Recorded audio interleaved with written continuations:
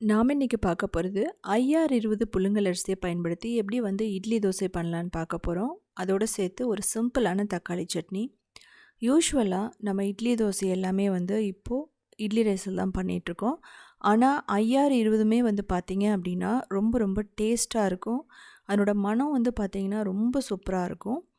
இது பிகினர்ஸ்க்கு ரொம்ப பர்ஃபெக்டாக இருக்கும். எப்படி சிம்பிளாக 2 கப் ரைஸில் புழுங்கல் ரைஸில் நம்ம எப்படி ஈஸியாக பிரேக்ஃபாஸ்ட் டின்னர் பண்ணலான்னு பார்க்கலாம். உங்களுக்கு பார்த்தாவே தெரியும் நிறைய பபிள்ஸ் இருக்கும். ஸோ இதுக்கு முதல்ல 2 கப் புழுங்கல் அரிசி எடுக்கிறோம். IR20ன்னு பார்த்தீங்க அப்படின்னா இப்படி தான் இருக்கும்.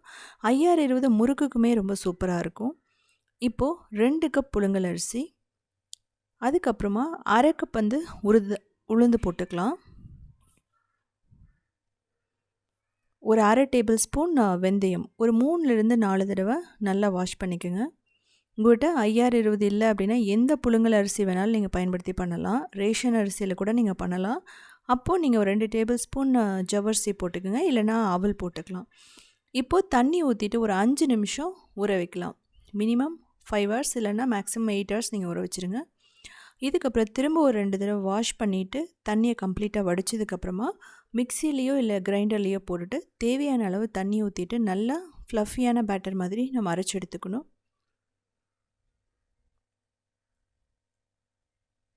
ஸோ நான் மிக்சியில் அரைக்கிறேன், நீங்கள் கிரைண்டர்லேயும் அரைக்கலாம். நம்ம குறைவாக போடுறதுனால மிக்சியில் அரைக்கிறது ரொம்ப ரொம்ப யூஸ்ஃபுல்லாக இருக்கும். இப்போ ஒரு பவுலில் ட்ரான்ஸ்ஃபர் பண்ணிவிட்டு நம்ம நல்லா மிக்ஸ் பண்ணிக்கணும் உப்பு போட்டு.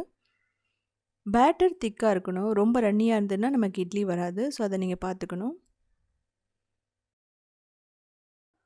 இதில் உப்புன்னு பார்த்தீங்கன்னா நீங்கள் நார்மல் சால்ட்டு இல்லைன்னா ராக் சால்ட்டு கூட போட்டுக்கலாம். நீங்கள் கல் உப்பு போட்டுட்டு நல்லா மிக்ஸ் பண்ணணும்.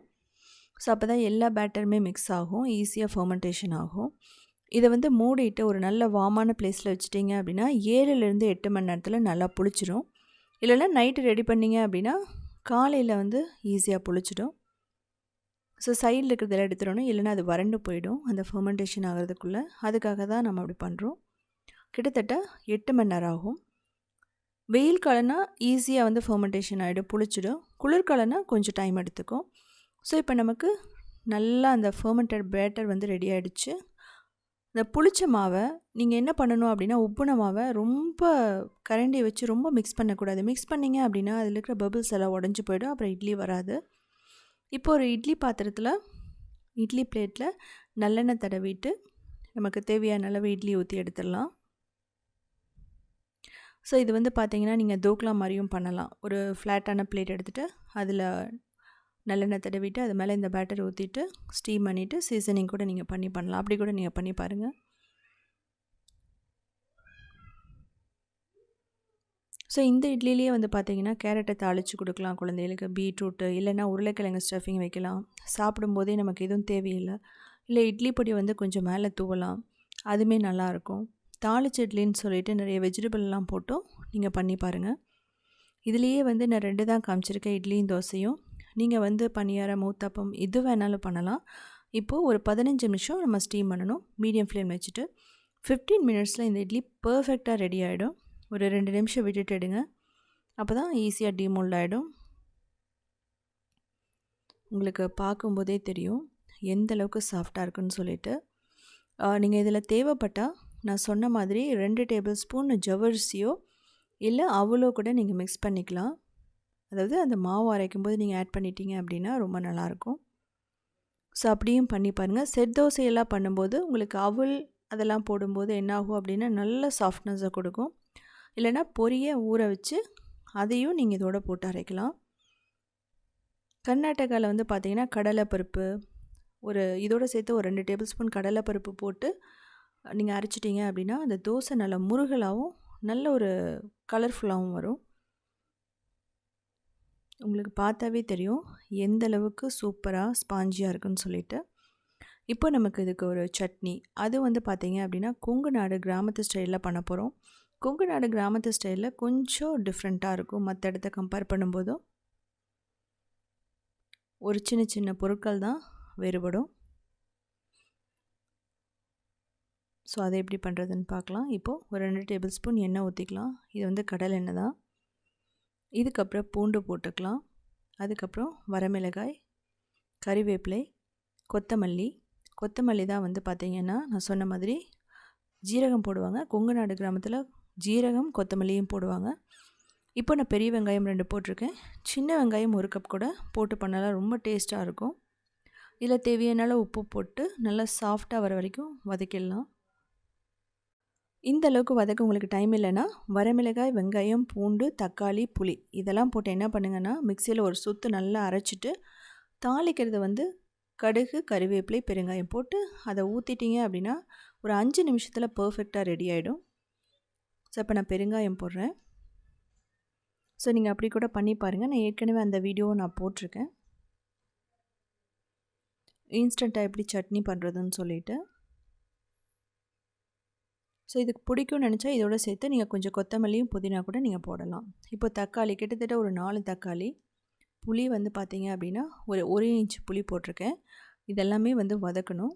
நல்லா சாஃப்டாக வரைக்கும் வதக்கிட்டீங்க அப்படின்னா நமக்கு திரும்ப சீசனிங் வந்து பண்ணி அது மேலே திரும்ப வதக்கணும்னு அவசியம் இல்லை. அதனால் முதல்லையே நல்லா பச்சை வாசனை போக வரைக்கும் தக்காளியை வதக்கிடணும். இதோடையே வந்து பார்த்திங்க அப்படின்னா ரோஸ்ட் பண்ண நிலக்கடலை போடலாம் நீங்கள். அதுக்கப்புறம் ரோஸ்ட் பண்ணி வச்ச எள்ளு போடலாம். இல்லைனா நீங்கள் கொத்தமல்லி போடும்போதே நீங்கள் ஒரு 2 டேபிள் ஸ்பூன் எள்ளு போட்டு நல்லா ரோஸ்ட் பண்ணிவிட்டு அதுக்கப்புறம் நீங்கள் தக்காளி கூட போடலாம். அது மாதிரி கூட நீங்கள் பண்ணி பாருங்கள், நல்லாயிருக்கும். இதுலேயே வந்து பார்த்திங்க அப்படின்னா தேங்காயை வந்து வணக்கி ஆட் பண்ணலாம். நான் வந்து தேங்காய் இதில் போடலை. தேங்காய் பிடிக்கும்னு நினைக்கிறவங்க அதுவும் போட்டுக்கலாம். அதுவுமே வந்து ரொம்ப நல்லாயிருக்கும். இப்போ நல்லா ஆறணும். ஆறுனதுக்கப்புறம் மிக்சியில் போட்டு அரைச்சிக்கலாம்.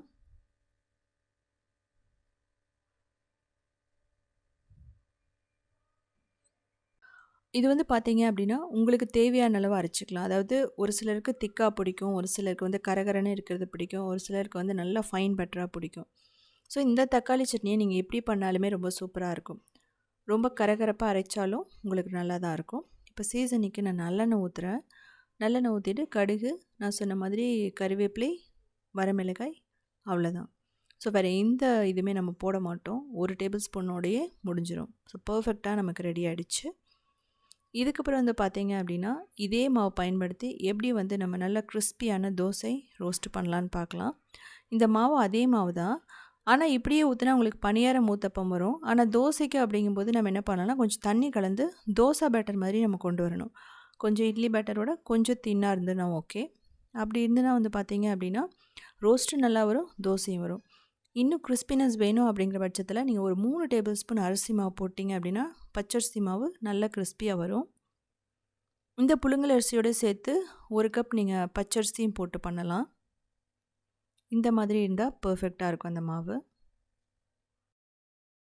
ஸோ இதுலேயே வந்து பார்த்தீங்க அப்படின்னா நல்லா கலர்ஃபுல்லாக வேணும்னா பீட்ரூட்டை நீங்கள் வேக வச்சுட்டு அதுக்கப்புறம் நல்லா ஃபைன் பேஸ்ட்டாக அரைச்சிட்டு இதில் மிக்ஸ் பண்ணிவிடுங்க. தண்ணியாக மிக்ஸ் பண்ணிடாதீங்க. நல்லா பேஸ்ட்டாக பண்ணிட்டீங்க அப்படின்னா நல்லா பேட்டரும் திக்காக இருக்கும். நம்ம ஊற்றும் போது கலர்ஃபுல்லாகவும் வரும். கூடி சீக்கிரமாக அந்த வீடியோவும் போடுறேன். இது வந்து பார்த்திங்கன்னா நல்ல சூடான அயன் தவா எடுத்துக்கோங்க. முதல்ல தண்ணியை ஸ்ப்ரிங்கிள் பண்ணிவிட்டு சூடு கொஞ்சம் கம்மி பண்ணிவிட்டு அதுக்கப்புறம் தோசை ஊற்றிடுங்க. தோசை ஊற்றும் போது ரொம்ப முக்கியம். ரொம்ப அழுத்தமாக நீங்கள் வந்து கொடுத்து பண்ணிங்க அப்படின்னா ஒட்டிக்கும் கரண்டியில். பிகினர்ஸாக இருக்கிறவங்க நீங்கள் அதை வந்து ரொம்ப பர்ஃபெக்டாக வந்து பார்த்துக்கணும். மேலே ஒரே ஒரு டீஸ்பூன் மட்டும்தான் ஆயில் ஊற்றிட்டு தோசை கரண்டியால் நான் என்ன பண்ணுறேன் அப்படின்னா தேய்ச்சி விட்றேன். அப்போ தான் வந்து பார்த்திங்கன்னா அந்த ரோஸ்ட் மாதிரி நமக்கு கிடைக்கும். தோசை மாதிரினா நீங்கள் மேலே வந்து ப்ரெஷர் கொடுக்க வேணாம். உங்களுக்கு கீழே பார்த்தீங்கன்னா தெரியும் நல்லா ப்ரௌனாக கிறிஸ்பியாக பர்ஃபெக்டாக வந்துடுச்சு. ஸோ இதுலேயே வந்து பார்த்தீங்க அப்படின்னா நான் 2 தோசை ஊற்றி காமிச்சிருக்கேன் உங்களுக்கு எப்படி ஈஸியாக பண்ணுறதுன்னு. ஸோ இது எல்லாமே வந்து பார்த்தீங்க அப்படின்னா பிகினர்ஸ்க்கும் பேச்சுலர்ஸ்க்கும் தான். ஸோ இந்தளவுக்கு டீட்டெயில்ஸ் சொல்கிறதுக்கான ரீசன் நல்ல சூடான தவாவில் ஒரு கரண்டியை ஊற்றிட்டு இம்மீடியட்டாக ஸ்ப்ரெட் பண்ணி விட்டுருங்க. ரொம்ப அழுத்தம் கொடுத்து பண்ணக்கூடாது.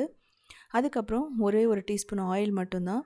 இதை மூடி வச்சும் பண்ணலாம் தோசையை, நீங்கள் மூடி வைக்காமையும் பண்ணலாம். ரோஸ்ட் அப்படிங்கும்போது நீங்கள் மூடி வைக்கணும்னு அவசியம் இல்லை. கொஞ்சம் 2 நிமிஷத்துக்கு அப்புறம் மேலே தேய்ச்சி விட்டீங்க அப்படின்னா மேலே ஃபுல்லாக தின்னாக ஃப்ளாட்டாக மாறிடும். இது மேலேயே கொஞ்சம் இட்லி பொடி, கொஞ்சம் நெய் ஊற்றிக்கலாம். இட்லி பொடி தூவி கொஞ்சம் நல்லெண்ணெய் போட்டுக்கலாம், அதுவுமே நல்லாயிருக்கும். டாப்பிங்ஸ் வேணும்னா ஆனியனை தின்னாக ஸ்லைஸ் பண்ணிவிட்டு மேலே ஸ்ப்ரிங்கிள் பண்ணிவிட்டு இட்லி பொடி தூவிடுங்க. ரொம்ப பர்ஃபெக்டாக இருக்கும். நான் இட்லி பொடி ரெசிபீஸும் போட்டிருக்கேன். 6 வகையான இட்லி பொடி ரெசிபீஸ் நீங்கள் போய் பார்த்தீங்கன்னா தெரியும். ஸோ செஞ்சு பார்த்துட்டு கமெண்ட் பண்ணுங்கள். இதே மாதிரி நிறைய ரெசிபிஸ் வேணும்னா நீங்கள் உத்தமி கிச்சனை ஃபாலோ பண்ணலாம். அது மட்டும் இல்லாமல் க்ரியேட்டிவ் வேர்ல்டுன்னு இன்னொரு சேனல் இருக்குது. அதுலேயும் 1900 ரெசிபிஸ் இருக்கும். அது மட்டும் இல்லாமல் சவுத் இந்தியன் ஃபுட் ஸ்டார்ட்ங்கிற வெப்சைட்டை 14 இயர்ஸாக ரன் பண்ணுறோம். கிட்டத்தட்ட 8000 ரெசிபிஸ் இருக்குது. Step by step photos plus வீடியோஸோட.